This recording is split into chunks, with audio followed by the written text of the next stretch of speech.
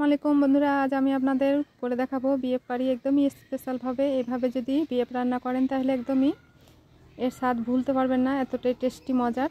তো মাংসগুলো আমি কেটে ধুয়ে নিয়ে নিচ্ছি পাতিলে, দিয়ে দিচ্ছি স্বাদ মতো লবণ, হলুদের গুঁড়ো, ধনে গুঁড়ো, জিরে গুঁড়ো, লঙ্কার গুঁড়ো, গোলমরিচের গুঁড়ো, দিয়ে দিচ্ছি পেঁয়াজ কুচি, আদা রসুন পেস্ট পরিমাণ মাপ করে আমি দিয়ে দিচ্ছি।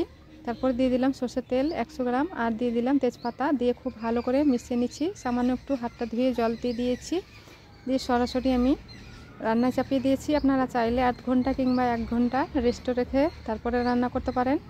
এবার আমি কিছুক্ষণ জাল দিয়ে তারপরে ঢাকা খুলে নেড়ে দিব।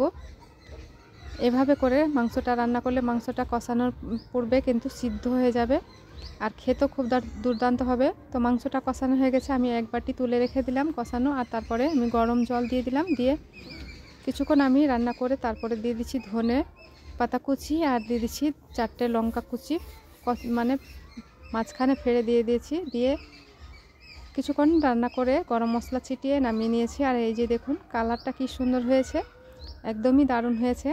তো কালকের এইটা রেসিপি আমি শুক্রবার উপলক্ষে মাংসটা করেছিলাম, বাচ্চাদের খেতে দিয়েছি। বন্ধুরা, কেমন হয়েছে ভিডিওটি অবশ্যই কমেন্ট করে জানাবেন।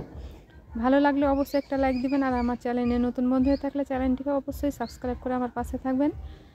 ভিডিওটি ফেসবুক পেজ থেকে দেখে থাকলে পেজটিকে ফলো করার অনুরোধ রইল।